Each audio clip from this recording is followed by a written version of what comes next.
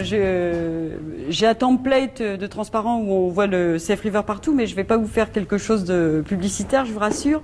Par contre, j'ai choisi, puisqu'on est au GTLL, quand même, de vous expliquer quel type d'outils d'analyse statique et de vérification formelle on avait fait au-dessus de certaines souches libres, et d'essayer de vous montrer en fait quel est l'écart entre les analyseurs ou les outils de base finalement, les back-end pour nous, et la couche utilisateur, et donc de cibler sur les outils intermédiaires qu'il faut mettre en œuvre selon nous pour pouvoir utiliser facilement les techniques, plus facilement les techniques de vérification formelle. Alors dans l'annonce, j'avais dit que je finirais par le use case analyse statique pour la détection de faiblesses de code, orienté donc security. Et en fait, je vais commencer par là. Donc, il y a un changement de programme. Alors, juste... ça ne marche pas du tout, ce truc-là. La flèche. Ah non, la flèche. Attends, excusez-moi, il faut que je mette... À droite, il n'y a pas de flèche. Ça commence. Ah, ça y est. Voilà. Alors, je vais passer ça. Je vais juste vous dire qu'on développe en fait on est spécialisé en safety et security. Alors, des systèmes embarqués. Et on a développé en fait des outils pour justement la functional safety. Alors, la functional safety, c'est tout ce qui est lié à la garantie d'un comportement sûr en présence d'erreurs, mais sans malveillance. Et on travaille principalement dans le domaine ferroviaire, à vérifier formellement des logiciels embarqués de pilotage automatique. Il y a très très longtemps, on a vérifié intégralement la fonction d'anti-collision de la ligne 14.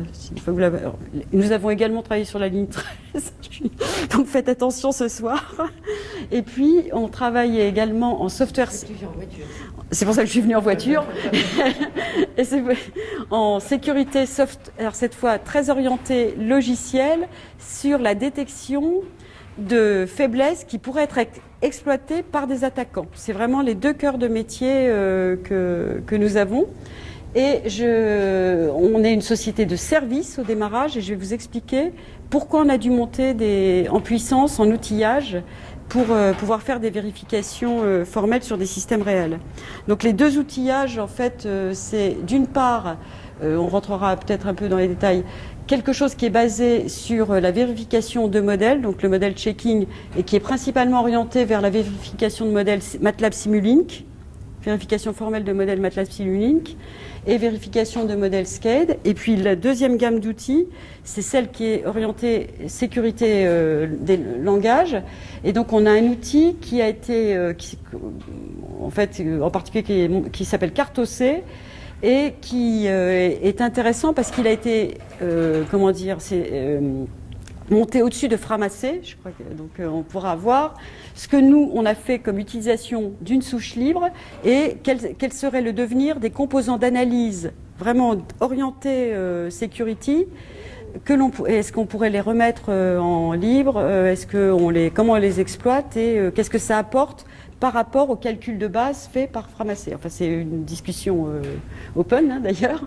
Et donc, je vais vous présenter plus en détail cet outil CartoC, sachant qu'on a également un outil qui pourrait être intéressant, il y a des problématiques qui ont été évoquées ce matin, sur la cohabitation entre du code dit trusté et du code non trusté. Et donc, l'outil qu'on appelle IFRI, comme Freedom from Interference, est dédié à la maîtrise des interactions entre un code que vous pouvez analyser complètement et un code dont vous ne savez pas comment il a été développé.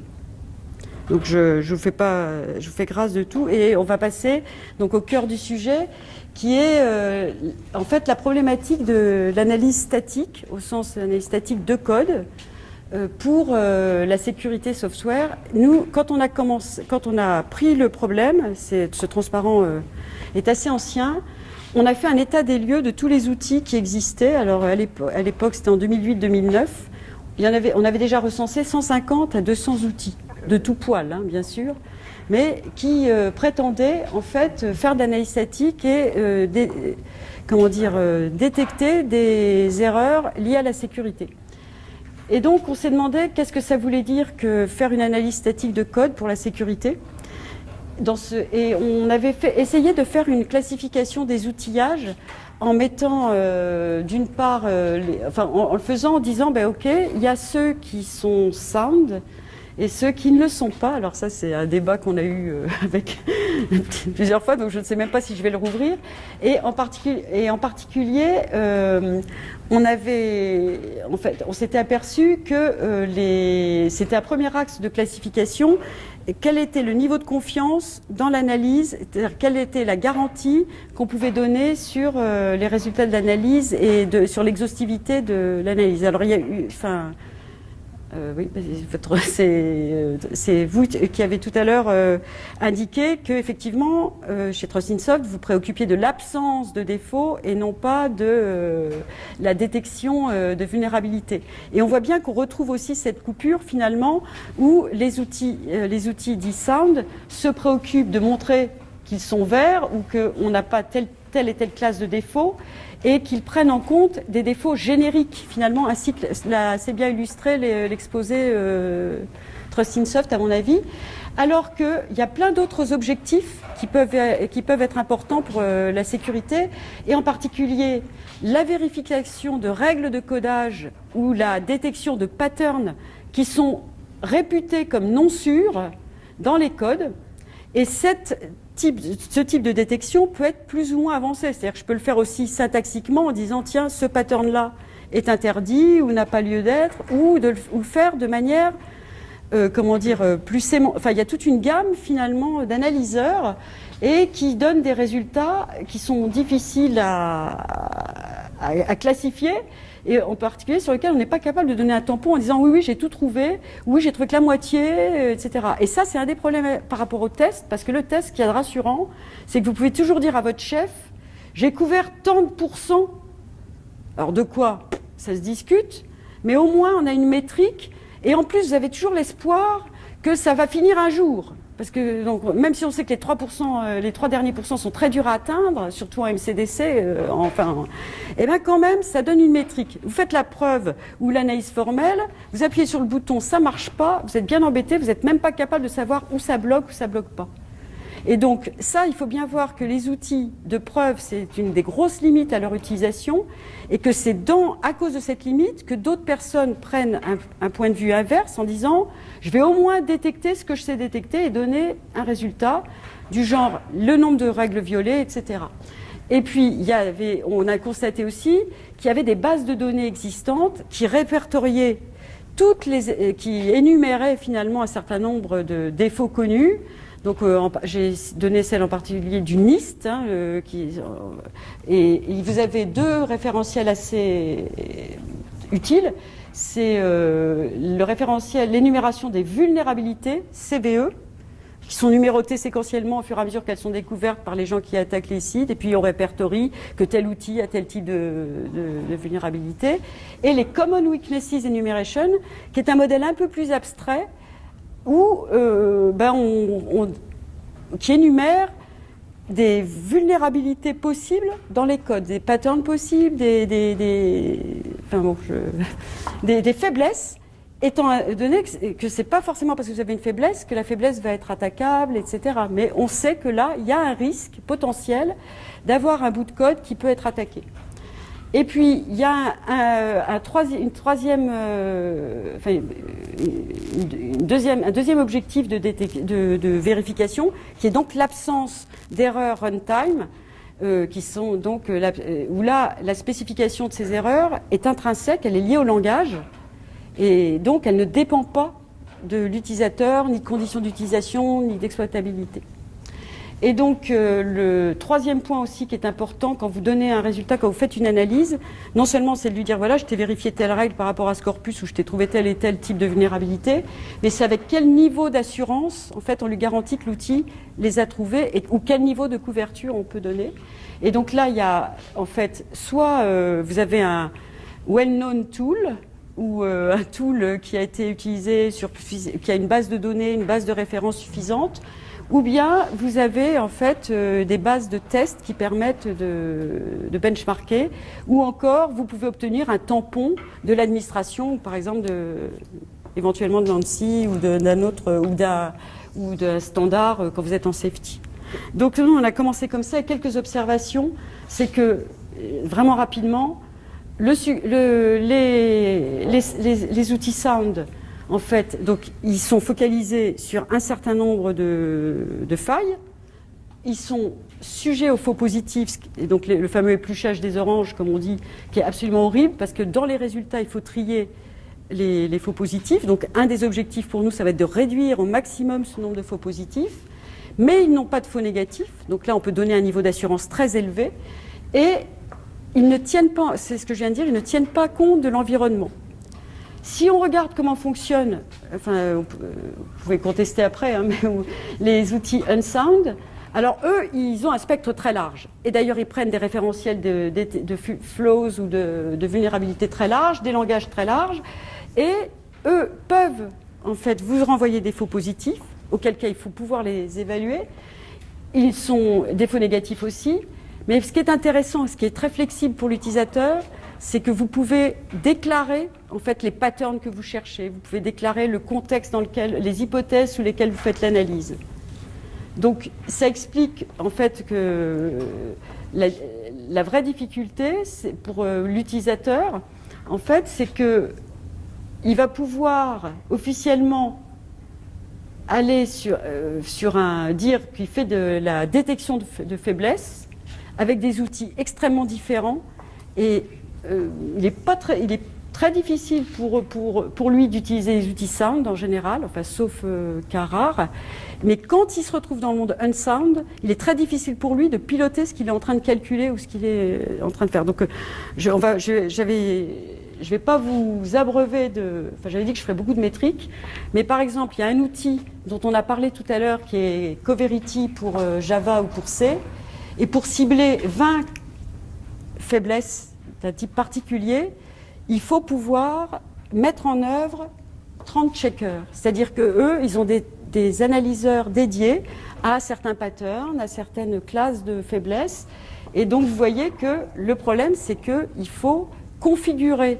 C'était la première réponse qu'on avait donnée, c'est très bien connaître les outils et les configurer et faire des espèces de profils de configuration que vous donnez à l'utilisateur.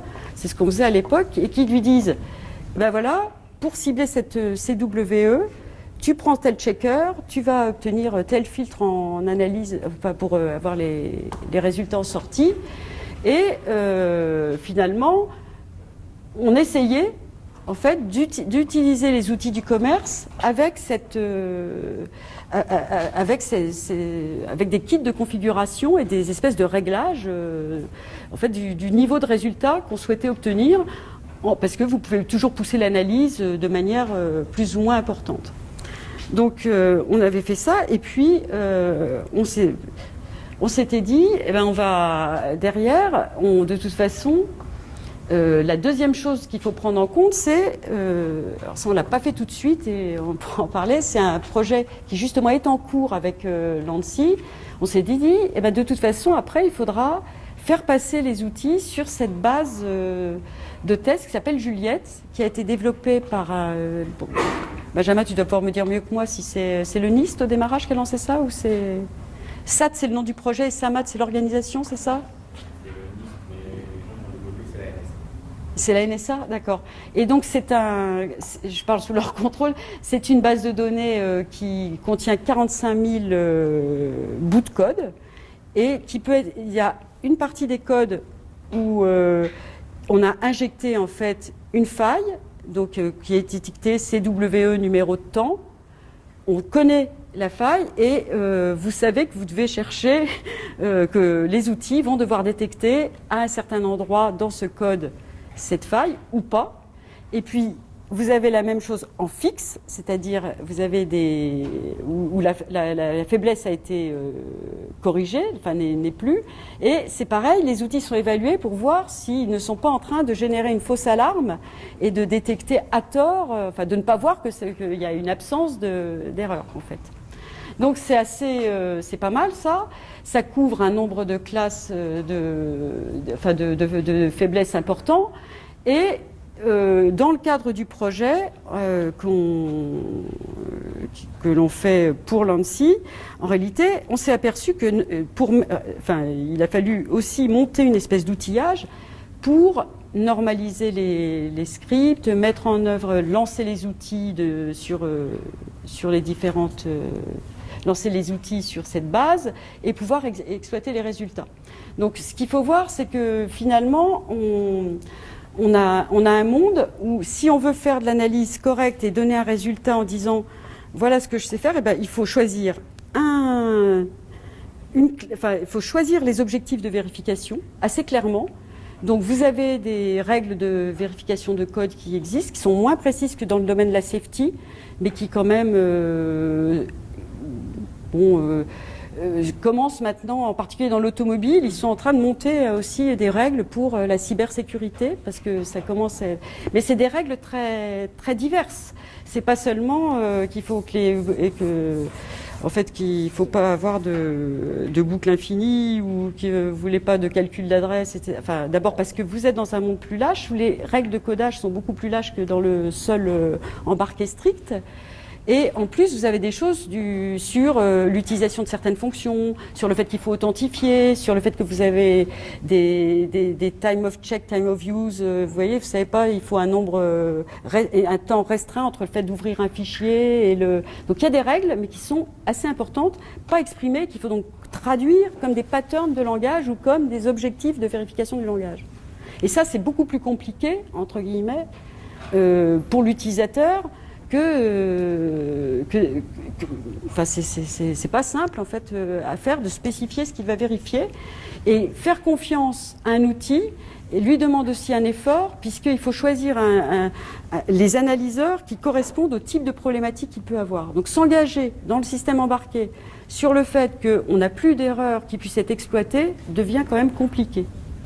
Donc on s'est dit, et c'est ce qu'on voulait vraiment pas faire au début, on a fini par se poser la question de savoir qu'est-ce que nous, on voudrait offrir aux utilisateurs qui cherchent à avoir des systèmes embarqués protégés et comment est-ce qu'on pourrait les aider à faire un développement sûr. Et on a choisi un point de vue qui est très particulier, qui est de dire, dans les systèmes embarqués, on va essayer de démontrer l'absence de faiblesse qui serait lié en fait à la non-maîtrise des interfaces, à la non-maîtrise des entrées. C'est-à-dire, on va se focaliser sur la possibilité d'injecter des mauvaises commandes, de modifier et de contrôler un paramètre, tout ce qui est lié au mauvais usage des interfaces d'un soft en fait. Et alors en entrée, c'est pour contrôler le soft, on se préoccupe de contrôler le soft, et en sortie, on se préoccupe du mauvais usage d'une interface de sortie qui consisterait à aller lire une donnée confidentielle alors qu'elle n'est pas chiffrée, par exemple. D'accord ? Donc on va chercher, en fait, à localiser tout ce qu'on appelle la surface d'attaque, tout ce qui expose le logiciel, et ensuite à regarder si des vulnérabilités qui sont à l'intérieur peuvent provoquer un défaut, cette fois de sécurité avérée. Donc c'est une façon de voir le problème. Ça marche assez bien sur les systèmes embarqués où on essaie quand même de contrôler les interfaces. Et je vais vous donner un exemple de règle. Sur un chiffreur, par exemple, eh bien, quand vous êtes dans une opération de génération de clés, il faut absolument que toutes les interfaces de sortie soient bloquées. Alors qu'une fois que vous avez fini cette phase, donc on voit bien que exprimer la propriété qui est dans cette phase, j'ai le droit de faire ça, et de relâcher la contrainte après, c'est pas évident de le faire avec un coup d'analyseur syntaxique. Donc voilà, nous ce qu'on cherche, c'est à localiser les faiblesses exploitables depuis l'entrée-sortie des logiciels. C'est un choix comme un autre. Et donc, en fait, on a 4 fonctionnalités. Alors je vais pas vous les passer toutes.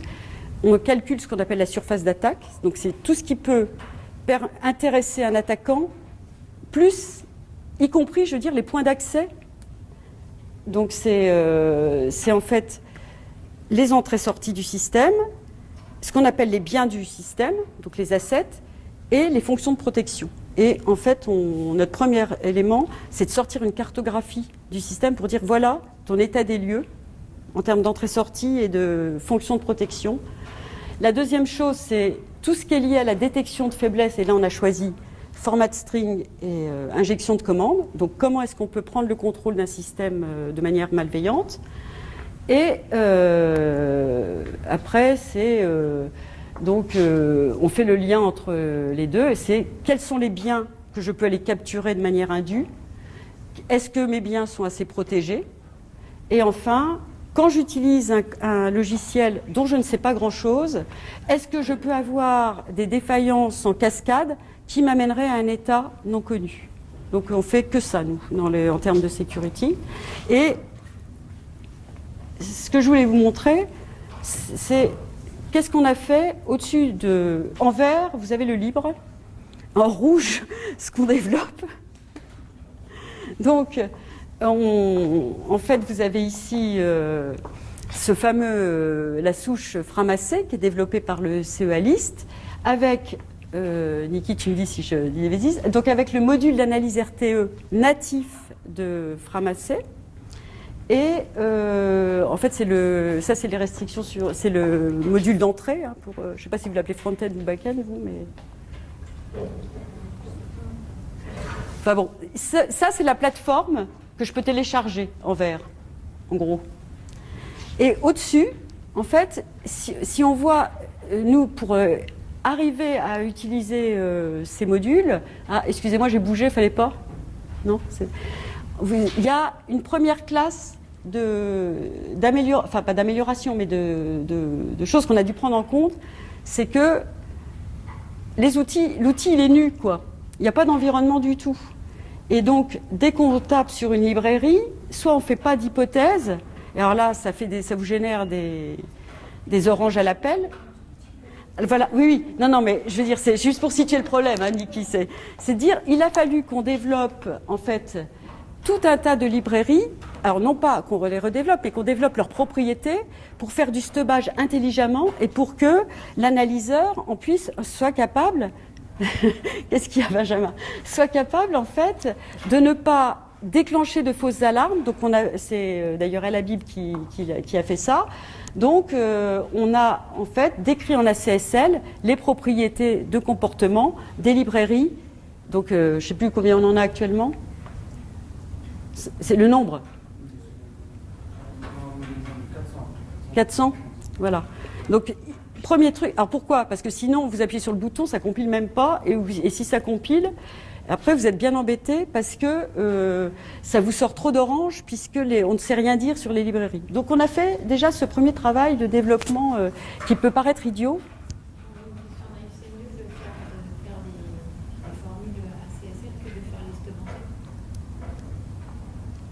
Ben, nous on a choisi ça, enfin ça pourrait... On voulait quelque chose qui soit assez générique hein, aussi, et on voulait écrire que les propriétés. C'était ça l'idée. Donc voilà, donc ça c'est ce qui permet en fait de rentrer dans la plateforme verte de manière plus confortable, on va dire. Hein.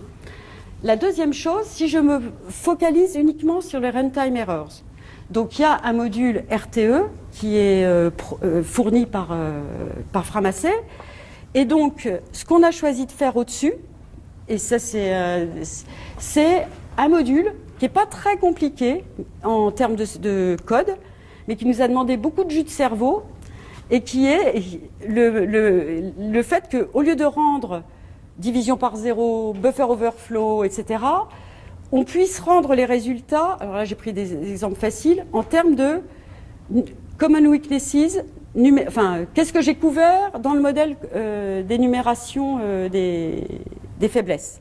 Donc ça c'est juste une transcription qui a l'air idiote, mais qui permet quand même de rendre un résultat qui peut être lisible par quelqu'un qui est dans le monde de la security.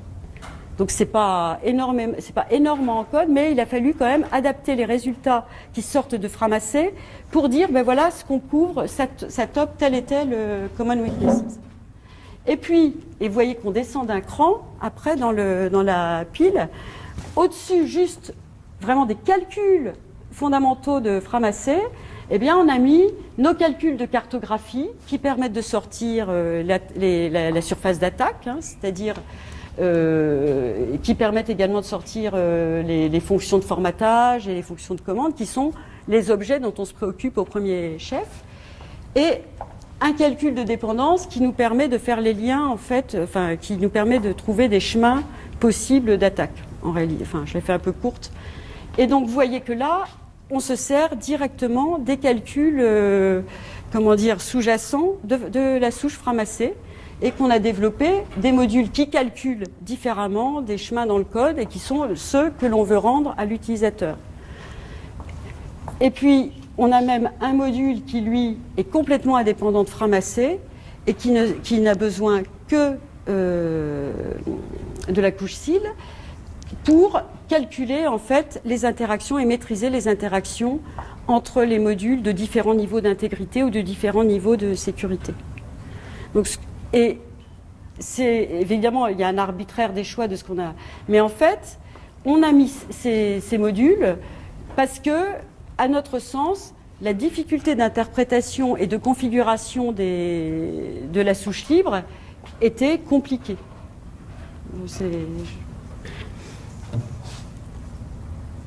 Et donc, ça c'est un résumé.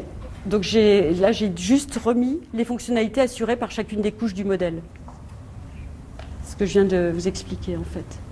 Donc, vous voyez qu'il y en a qui sont génériques, hein, tout ce qui est lié au stub et qui vise la réduction de détection de faux positifs, enfin de fausses alarmes. Et puis tout ce qui est propriétaire, qui correspond à ce que nous, on a choisi de calculer comme étant pertinent pour l'utilisateur. Donc, je vais peut-être passer plus vite là, parce que sinon, d'abord, il est tard. Donc, je ne vais pas vous détailler. Enfin, je pense que les transparents sont... Enfin, les slides sont envoyés après. Alors, vous allez pouvoir échapper à la description des fonctionnalités, sauf si j'y tenais beaucoup. Alors, vous verrez les CWE qu'on prétend faire. Enfin, je pense que pour les gens qui aiment le détail, vous pouvez nous appeler, nous poser des questions une fois qu'on vous les soumettra. Et ce qui est intéressant, c'est qu'en fait, après, on a passé l'outillage sur cette fameuse base Juliette. Donc, je dis bien, c'est notre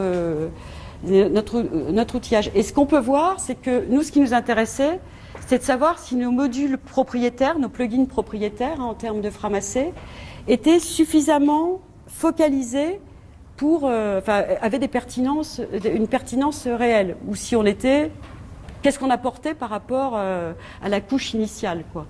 Et en fait, j'ai pas fait de publicité comparative, mais on est les seuls là à faire 100% et 100% en flow et en fixe sur ce qu'on avait ciblé, c'est-à-dire la CWE78, l'injection de commandes malveillantes, et sur les uncontrolled format string. Alors, on ne fait pas que la détection syntaxique, hein, on fait aussi, après on est capable d'identifier quel est le paramètre qui peut être modifié depuis l'extérieur, etc. Mais sur cette base-là, et donc nous on obtient des taux en fait de détection qui sont excellents. Il y a quelque chose qui nous a interpellés, mais qu'il faudrait discuter avec les spécialistes, c'est qu'après, je me suis intéressée à savoir est-ce que je récupère bien tout ce que calcule Framassé ? Parce que c'est pas du tout évident avec les filtres, qu'est-ce que je fais ça ? Et je pense on s'est posé des questions sur le fait que, par exemple, sur les buffers overread les buffers overread underflow, pourquoi est-ce qu'on n'est pas à 100 ou à 90, etc. Donc là, il y a peut-être des points à discuter. Mais ce que je voudrais dire, puisque j'avais dit qu'on parlerait des métriques, c'est qu'avec ce genre d'outillage, c'est très intéressant pour pouvoir contrôler ces résultats et se dire, est-ce que j'ai fait mon boulot ? Est-ce que j'utilise correctement ma souche libre ? Enfin, pourquoi j'ai ça, quoi ? Et ça va assez vite de passer... Enfin, cette base de données, vous pouvez passer vos résultats et contrôler vos propres modules ou votre propre utilisation d'un module existant. Je ne sais pas si c'est clair. Donc, les résultats sont ce qu'ils sont. Là, ils sortent du four, hein, donc c'est vraiment ceux qu'on a observés. Et ensuite, oui, ça c'est j'avais dit que je passais. Nous, on s'en sert après pour, finalement, on détecte des faiblesses, on calcule des dépendances entre des points d'entrée-sortie, grosso modo, et des faiblesses. Et ce qu'on rend comme copie à la sortie, c'est le fait, un niveau de risque, en fait, qui est évalué en termes de est-ce que je peux contrôler le soft depuis l'extérieur ou est-ce que je peux lire des données indues depuis l'extérieur. Donc, oui, j'ai passé. Et donc, la question qu'on se pose maintenant, puisque je suis au GTLL, c'est, bon, on est parti d'une souche libre. Il y a un gros intérêt pour nous, c'est que ça fait des analyseurs qui sont censés être reconnus. Alors, sachant qu'il y a toujours eu un bémol sur c'est que dans les modèles open source, en termes de sécurité, tout le monde dit, comme c'est open source, tout le monde peut faire l'analyse. Mais en fait, il y a une espèce de système où chacun pense que c'est l'autre qui l'a faite et à la sortie, personne n'a rien regardé. Ça, c'est un truc connu. Mais bon, normalement, il y a du proven in use, c'est-à-dire c'est quand même des logiciels qui ont une assez grande expérience. Et surtout, vous pouvez, vous, de toute façon, les évaluer. Comme on l'a vu, enfin, vous pouvez le faire plus ou moins, etc. Mais c'est à vous de contrôler aussi ce que ça sort. Et l'autre force du modèle open source pour ces back-ends, finalement, c'est quand même que, non, pour moi, c'est les back-ends qui devraient porter les TRL les plus bas, donc, donc les problèmes, les problématiques dures et donc développer en fait les moteurs de base sur lesquels on fait porter la confiance ensuite de toute l'analyse. C'est-à-dire que si l'analyseur statique de base n'est pas suffisamment bon, c'est pas la peine que j'essaie d'avoir un niveau de confiance élevé dans les couches supérieures. Ça, enfin, je pourrais pas, par des biais par des redondances, on peut le faire, etc., en mettant des analyseurs alternatifs. Mais on a déjà du mal à en utiliser un, en utiliser deux et les comparer, c'est juste horrible en général. On le fait un peu avec les solvers SMT en preuve, mais sinon, en analyse statique, nous, on pense que la solution, c'est d'avoir des analyseurs sur lesquels on s'est donné un niveau de confiance en bas, puis après, vous prenez vos responsabilités dans vos modules de plus haut niveau. Les faiblesses qu'on voit, nous, c'est que pour l'instant, les modèles de ce type-là s'appliquent avec des langages assez restreints, sauf si vous m'apprenez le contraire pour l'instant. On a beaucoup parlé de C, C++, et dès qu'on dit donnez-nous un code C, qui soit du vrai C, en général on a du C++, et de toute façon les gens font des logiciels complexes avec plein de choses, des bases de données, des trucs, etc. Et donc un des gros freins quand même, c'est qu'en général, on n'a jamais l'analyseur qui convient de ce point de vue-là. Donc ça, pourquoi je signale ça, c'est que pour moi, il y aurait un intérêt quand même dans le modèle open source à coopérer aussi sur l'élargissement ou non, enfin sur la production de moteurs d'analyse dignes de ce nom sur d'autres langages. On pourrait discuter.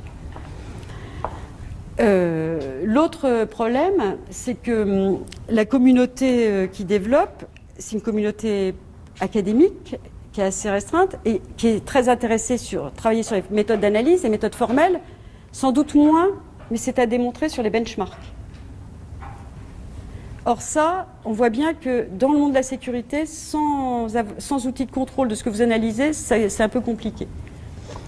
Et puis, il y a cette problématique que dans l'analyse statique sound, on ne fait pas d'hypothèse sur l'environnement. Et dès que je suis en security, il faut que je fasse des hypothèses sur est-ce que ce canal est trusté, est-ce que celui-là ne l'est pas, où sont les biens sensibles. Et tout ça, c'est custom design, donc ça vous oblige à modéliser un environnement qui est vraiment dépendant, spécifique de votre problématique et de ce que veut votre client. Donc, moi, il me semble quand même qu'il y a quelques opportunités de coopération entre les sociétés de services outillés, telles que celles que je dirige, et la communauté, ne serait-ce que pour qu'est-ce qu'on rend. J'utilise Framassé, mais qu'est-ce que je rends? Et donc, il me semble qu'il y aurait des opportunités de coopération sur l'ouverture du marché de l'analyse statique, sur les langages à couvrir, alors je sais bien que ce matin, Monsieur Morin a expliqué que le PHP, les scripts, c'est l'horreur. Mais alors, le nombre de choses développées en script, c'est super important. La non prise en compte de Java est très très problématique. Il y a énormément de code fait en Java. Et puis, nous, ce qui nous intéresserait, c'est d'avoir des méthodes d'analyse, alors que j'ai appelé relaxées, enfin, je ne sais pas comment faire, qui soient sound, mais pas tant que ça, ou bien qu'on puisse un peu flexibiliser. C'est-à-dire, est-ce qu'on est capable de faire des niveaux d'analyse qui nous permettraient, en fait, de ne pas se retrouver face à un trou noir, où soit vous sortez tout, soit vous avez 4 tonnes d'orange, enfin, vous voyez ce que je veux dire, est-ce qu'on pourrait piloter, en fait, le niveau finalement d'analyse que l'on cherche à avoir. Et enfin, comment travailler sur la réponse aux environnements normatifs et au niveau d'exigence, qu'est-ce qu'on donne comme assurance de détection, du niveau de détection que l'on a eu. Donc ça, je pense que, enfin, je le mets un peu sur la table, je pense que ça serait des sujets intéressants de retour vers la communauté, de contribution, qui intégreraient non seulement des académiques très focalisés sur les méthodes, mais aussi les retours d'utilisation des outils. Et ce qui ne plaide pas pour le modèle open source, c'est que les stubs et les librairies, par exemple, dont j'ai parlé, qui étaient à gauche sur mon modèle, l'utilisateur, il ne se dit pas, attends, ils m'ont fait un outil et je peux même pas, et ça ne marche pas parce que j'ai mis telle fonction. Enfin, il tombe des nues, quoi, en général. Et donc, il a du mal, il veut bien comprendre que ça bloque et qu'il faut peut-être ça prend plus de temps, mais sauf si certains ont une expérience différente, en fait, ils ne veulent pas payer pour ça. Pour eux, c'est pas possible. Et de la même manière, ils ont quand même du mal à se dire qu'on leur vend un outil où il y a beaucoup de travail d'épluchage de faux positifs pour détecter enfin pour séparer les vraies alarmes des fausses alarmes. Et la deuxième chose, c'est que c'est quand même un marché qui est assez étroit et où il y a pas mal de compétition entre sociétés, ce qui n'aide pas à bâtir un modèle coopératif. Donc voilà, sur la partie security, je ne sais pas si c'est ce que je voulais vous indiquer. C'est-à-dire que moi, je pense qu'on a besoin de souches libres, on est capable de monter des solutions, mais qu'il y a certainement un modèle plus coopératif à trouver. Je vous laisse la question. Et j'ai essayé de vous donner le plus de chiffres possible. Donc voilà, je passe, ça je vous les donnerai. J'ai été passé mon temps ou je suis allée vite ? J'ai encore 5 minutes. Alors je vais juste, sur les aspects, on a parlé ce matin de formal, enfin et cet après-midi aussi de vérification formelle. Et je vais vous montrer que la situation, juste par symétrie, n'est pas tout à fait la même. Cette fois, je pars d'un outil qu'on a qui est assez évolué. Bon, je sais pas où est le truc là je vais le faire au pif, voilà. Et je vous donne juste l'architecture de l'outil de preuve formelle qu'on utilise. Pas pour vous expliquer ce qu'il fait, mais voilà. Pareil, pour faire la frontière entre l'utilisateur qui est en haut avec ses langages haut niveau et les méthodes les procédures de décision en particulier, les méthodes formelles, enfin les solvers qui sont développés et pour lesquels on trouve beaucoup de souches libres, donc les SAT solvers et les SMT solvers que nous on utilise. Il y a aussi et au milieu, j'ai mis la couche en fait des problèmes qui facilitent l'utilisation de ces techniques pour un utilisateur final. Et donc, actuellement, en fait, tout le monde dit que finalement les SMT solvers, ils ont beaucoup monté. Avant, il y avait des problématiques de passage à l'échelle. Les SMT et les SAT solvers maintenant permettent quand même de manipuler énormément de variables, mais de bas niveau. Or, l'utilisateur, lui, en haut, il traite des tableaux, des structures, enfin des problèmes réels, et donc il ne veut pas du tout raisonner là-dedans. Et donc, un des problèmes durs que l'on a maintenant, c'est d'une part de transformer la description de haut niveau en Simulink, par exemple, en SCADE ou dans n'importe quel langage, pour l'amener de manière optimisée au moteur de preuve, au moteur de model checker qui implémente une stratégie de preuve. Donc là, on voit par exemple, il y a des modèles, il y a des moteurs, libres ou non, qui implémentent le BMC. Même ceux-là, pour les utiliser, eh bien, on est obligé de faire un grand nombre d'adaptations pour optimiser le format d'entrée et pour gagner en fait en temps de calcul. Et puis le deuxième point dur, c'est la génération automatique des lemmes pour tirer parti au mieux des solveurs. Et donc, pour revenir juste à la problématique open source, en fait, on voit que c'est très compliqué pour des sociétés comme les nôtres, en fait, de se dire, nous, notre savoir-faire, il est dans ce noyau. Parce que sans le noyau, en fait, on ne sait pas répondre à des demandes de prise en compte de gros modèles, de modèles avec du numérique, de modèles, etc. Et l'effort de développement de ces noyaux est très important. Donc, de la même manière,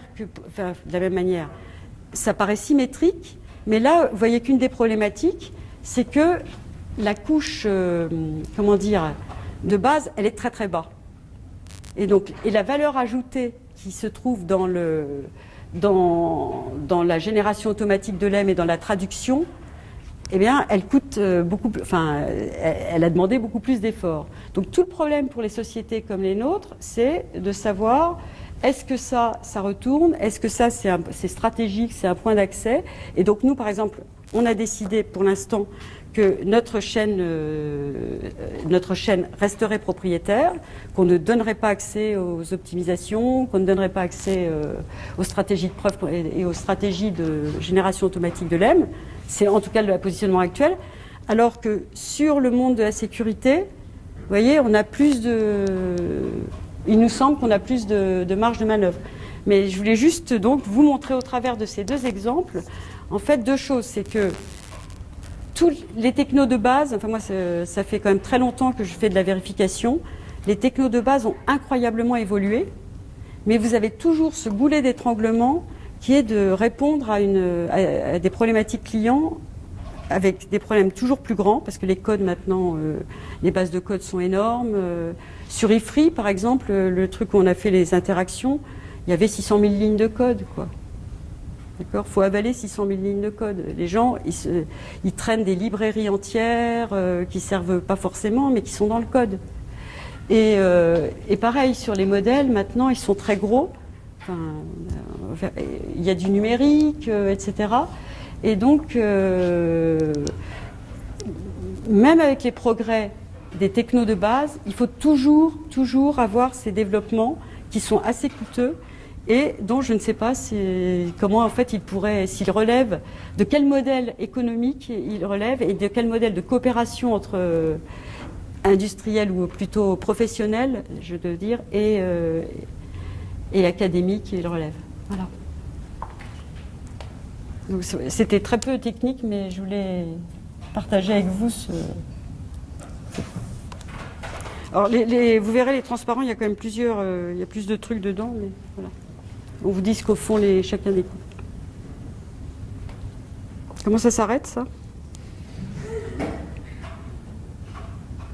Et ça boucle infiniment, là, après?